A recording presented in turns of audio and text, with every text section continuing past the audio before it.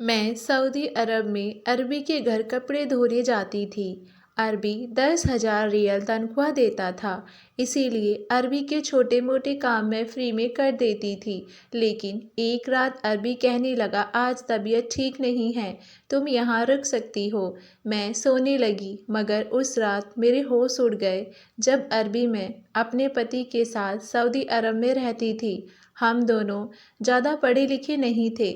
पति फैक्ट्री में नौकरी करता था, मगर ज़्यादा पढ़ा लिखा ना होने की वजह से तनख्वाह थोड़ी कम थी।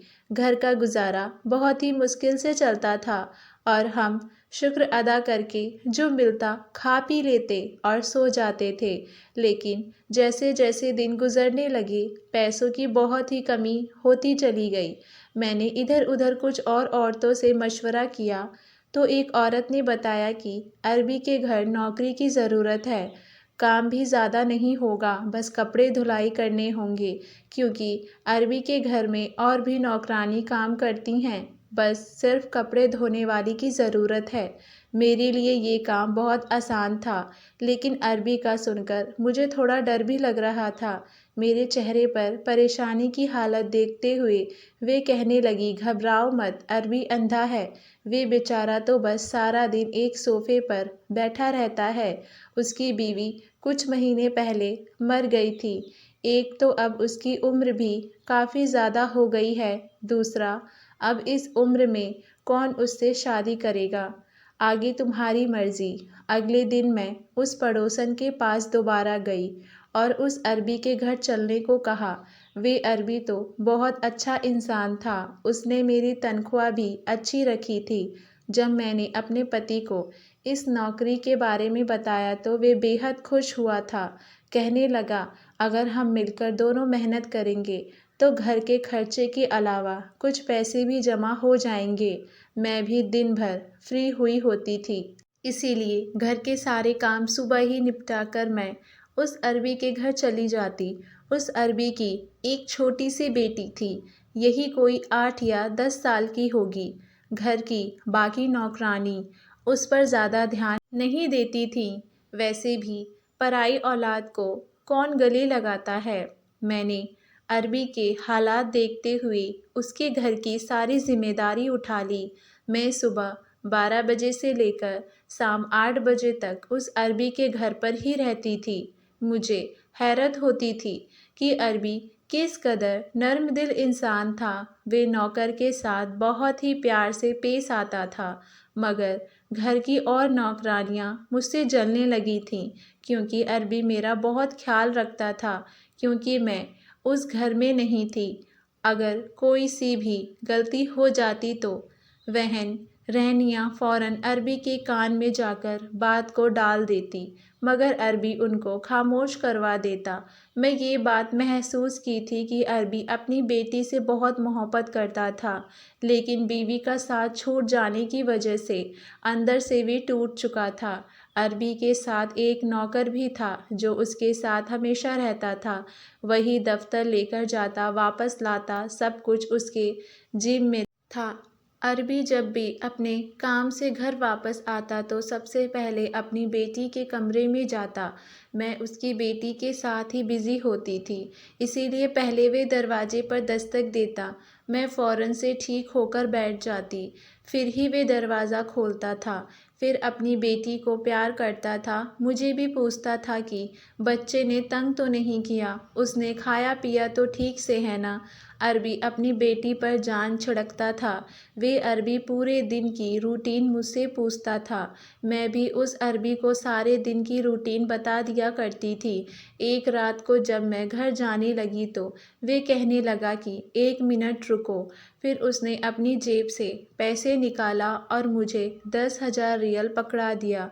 ये देखकर मैं हैरान सी रह गई थी, क्योंकि उसने मेरी तनख्वाह बहुत ही अच्छी रखी थी और 10,000 रियल कम पैसे नहीं होते हैं। मैंने एक नज़र अरबी की तरफ देखा, मेरी आंखों में हैरानी थी। कहने लगा, ये रख लो, तुम्हारे काम आएंगे। मैंने कहा, नहीं, आपने जो तनख्वाह तय की है वे भी काफ़ी है। मेरी बात सुनकर वे हल्का सा मुस्कुराया, कहने लगा, मैं अपनी खुशी से दे रहा हूँ, ये रख लो। मैंने वे पैसे पकड़े और पर्स में रख लिए। मैं फिर जाने लगी। जैसे ही मैं दरवाजे तक पहुंची तो मुझे कहने लगा, बात सुनो। मैंने कहा, जी कहिए।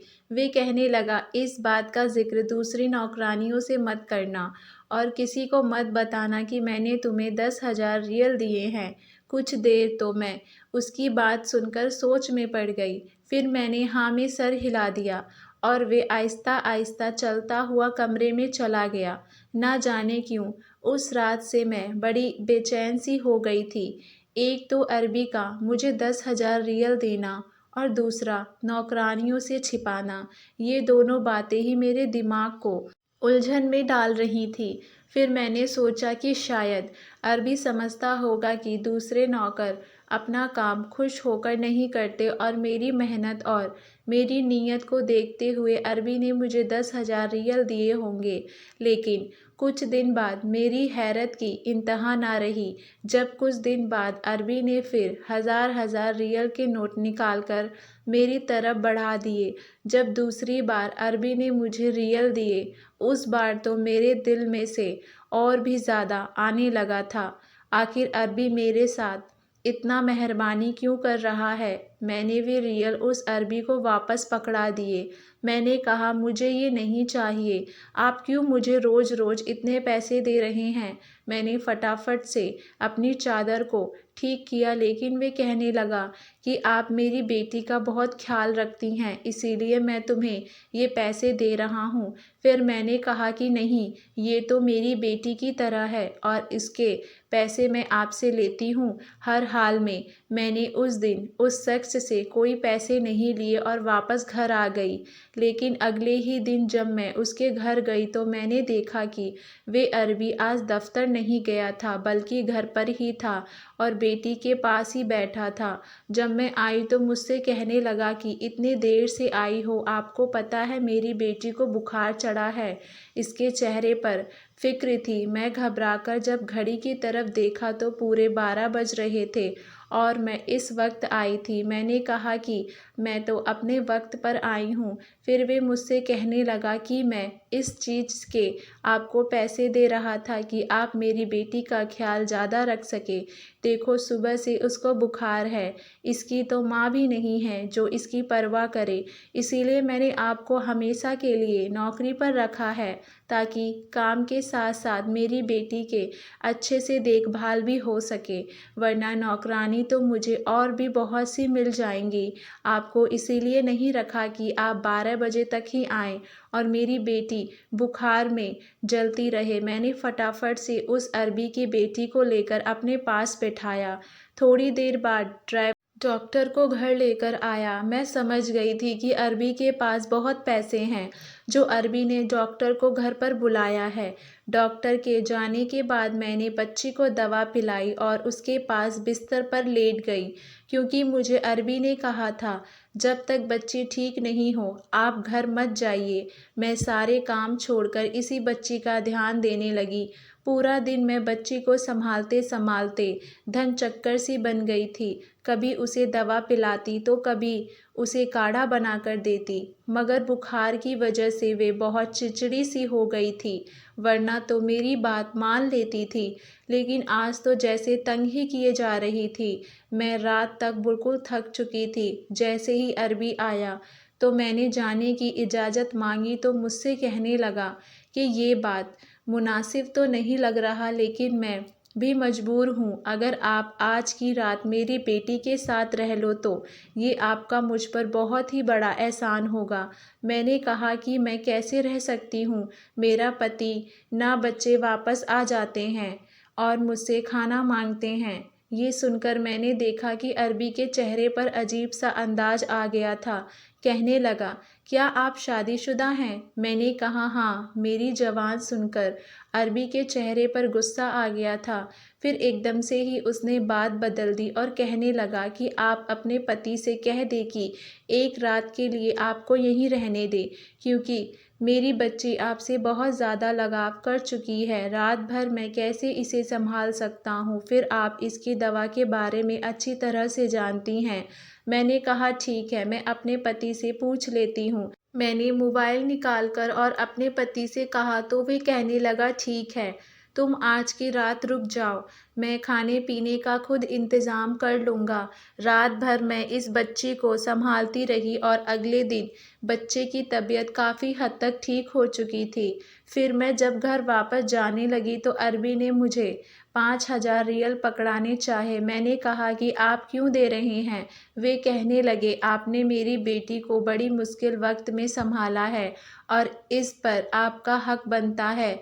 इसको मना मत कीजिएगा प्लीज़। मैंने कहा कि आप मेरी ममता को पैसों से क्यों तौल रहे हैं? माना कि मेरी सगी औलाद नहीं है, लेकिन मैंने हमेशा इसे अपनी बेटी की तरह समझा है। इसीलिए आप अपने पैसे अपने पास रखें, मुझे इनकी ज़रूरत नहीं है। ये कहकर मैंने अपना पर्स पकड़ा और मैं घर से बाहर निकल गई। मेरी शादी को अभी 4 साल गुजर गए थे, लेकिन मेरी कोई औलाद नहीं हुई थी। कई बार डॉक्टर से चेकअप भी करवाया, मगर शायद किस्मत में औलाद नहीं थी। कोई पीर फ़कीर के पास जाने का मशवरा देता तो कोई किसी हकीम का बताता, मगर मेरा उन सब चीज़ों पर भरोसा नहीं था। रब से दुआ करती कि एक ना एक दिन रब मेरी गोद ज़रूर भरेगा। उन्हीं दिनों मेरे पति सऊदी के लिए वीज़ा लगवाने की कोशिश में लगे हुए थे, इसीलिए मैंने डॉक्टर के चक्कर काटने से बेहतर समझा कि मैं रब के घर जाकर मन्नतें मांगूं और रब ज़रूर मेरी मुराद पूरी करेगा। इसके बाद हम सऊदीया आ गए।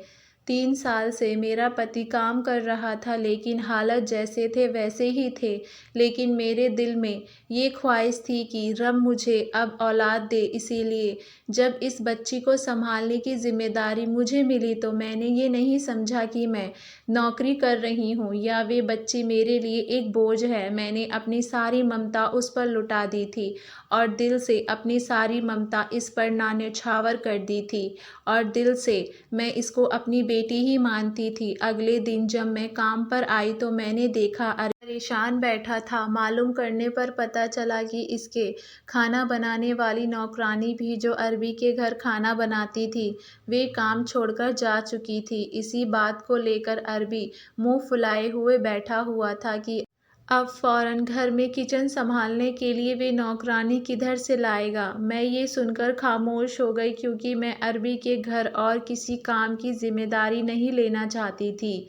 मेरी तरफ अजीब सी नज़रों से देख रहा था। मैं जानती थी कि वे क्या कहना चाहता है, लेकिन मेरा अपना घर था, पति था। मैं अपना घर संभालती या अरबी के सारे घर की जिम्मेदारी मेरे लिए बहुत मुश्किल था। खैर, मैं किचन में जाकर फ्रिज में अंडे और ब्रेड निकाले और उसे अरबी को और उसकी बेटी को बनाकर दे दिए। अरबी का चेहरा खुशी से देखने लायक था।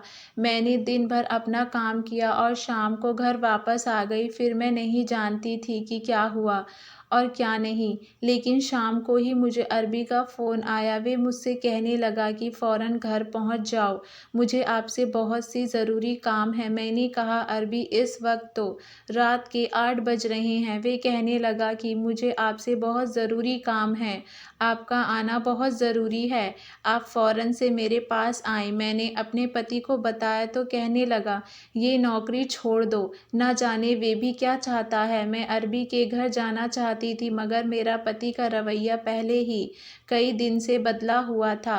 हालांकि उसने मेरे साथ कोई बात ना की थी, लेकिन शायद अंदर ही अंदर उसके दिल में शक का बीज जन्म ले रहा था। मैंने कहा कि हो सकता है उसकी बेटी की फिर से तबीयत खराब हो गई हो, मगर मेरा पति मना किए ही जा रहा था। मैंने दोबारा से अरबी को फ़ोन किया और उसे साफ बता दिया कि मेरा पति मुझे आने की इजाज़त नहीं दे रहा है। आपको जो भी काम है, आखिर आपके पास चौकीदार भी तो है, जो भी काम है आप उससे करवा लीजिए। वे कहने लगा, चौकीदार आज छुट्टी पर है, वरना मैं खुद चलकर आपके घर आ जाता और आपके पति से भी मिल लेता। मैंने कहा, देखिए मालिक, मैं आपकी नौकरी की वजह से अपना घर बर्बाद नहीं कर सकती। इससे पहले कि वे और कुछ कहता, मैंने फ़ोन बंद कर दिया। मैंने पति को खाना दिया और हम लोग सोने के लिए लेट गए, लेकिन मेरे दिल में बार बार एक ही सवाल पैदा हो रहा था, आखिर ऐसा कौन सा काम था जो अरबी मालिक रात के वक्त मुझे बुला रहे थे। मैं अरबी पर शक भी नहीं करना चाहती थी क्योंकि वे अंधे थे और वैसे भी उन्होंने आज तक मुझसे कोई गलत बात नहीं की थी। मैं सोने की कोशिश करती तो बार बार उसकी बेटी का चेहरा आंखों के सामने आने लगता कि कहीं उसकी बेटी को कुछ ना हो गया हो। मैं जानना चाहती थी कि मगर पति के डर की वजह से खामोश से लेट गई थी, लेकिन बार बार एक ही बात सता रही थी कि कहीं अरबी मुझे इस नौकरी से ना निकाल दे। अच्छी भली रकम मिल रही थी जिससे अब हमारे घर के हालत बहुत अच्छे हो गए थे। मुझे इस वक्त अपने पति पर बहुत गुस्सा आ रहा था जिसको किसी बात का ख्याल ही नहीं था और वे सुकून से नींद की वादियों में खर्राटे ले रहा था। सारी रात मेरी तबीयत घबराती रही और मैं इधर से उधर टहलती रही। ना जाने किस वक्त मेरी आंख लग गई। सुबह पति ने उठाया तो मैंने कहा कि वे किचन में जाकर खुद ही नाश्ता बना ले क्योंकि रात जागने की वजह से मेरी तबीयत बहुत ख़राब हो रही थी। 12 बजे के करीब मैं सोकर उठी। पति काम पर जा चुके थे। मैं तैयार हुई और नाश्ता करके अरबी के घर की तरफ चल पड़ी, लेकिन वहां पहुंचते ही मेरे होश उड़ गए। अरबी के घर के बाहर काफ़ी सारे लोग जमा थे। मैंने जल्दी से पति को फ़ोन लगाया और अरबी के घर पर आने को कहा। थोड़ी देर बाद मेरा पति वहां पहुंच गया। अरबी के घर के बाहर काफ़ी पुलिस मौजूद थी। मैं घर के अंदर गई तो सब नौकर दहाड़े मार मार कर रो रहे थे। मालूम करने पर पता चला कि अरबी रात को घर पर अकेला था और उसकी बेटी की तबीयत बहुत ख़राब थी। वे बार बार मुझसे मिलने को कह रहा था। शायद इसीलिए अरबी मुझे बार फ़ोन कर रहा था, लेकिन होने को कौन टाल सकता है। अरबी अपनी बेटी के खातिर खुद मुझे बुलाने के लिए मेरे घर आ रहा था। मेरे और अरबी के घर का फासला कोई बहुत दूर ना था, बस बीच में एक रोड था। बेचारा अरबी अपनी लाठी के सहारे सड़क क्रॉस करने लगा था तो एक तेज रफ्तार गाड़ी ने उसे कुचल दिया था। मैं अरबी की बच्ची को गले लगाए रो रही थी। मैंने कुछ दिन अरबी के घर पर ही रहने का फैसला किया था। मुझे अब समझ नहीं आ रहा था कि इस बच्ची को छोड़कर कैसे जाऊं। कुछ दिन बाद एक वकील ने आकर बताया कि अरबी ने अपनी जायदाद का कुछ हिस्सा मेरे नाम कर दिया था। इसने मुझे एक खत भी दिखाया जो कुछ दिन पहले ही अरबी ने इस वकील से लिखवाया था, जिसमें इसने मुझसे विनती की थी कि मेरी बच्ची को अकेला मत छोड़ना। वकील की बातें सुनकर मेरी आंखों से आंसू आ रहे थे। मैं और मेरा पति हमेशा के लिए अरबी के घर पर शिफ्ट हो गए थे। रब ने मुझे औलाद की शक्ल में एक बहुत ही प्यारी सी बेटी दे दी थी। दोस्तों, उम्मीद करती हूँ आपको हमारी कहानी पसंद आई होगी। कहानी पसंद आई है तो वीडियो को लाइक करें, चैनल पर नए हैं तो चैनल को सब्सक्राइब करें और हाँ, नोटिफिकेशन बेल को ज़रूर दबाएं ताकि अगली अपडेट सबसे पहले आपको मिले।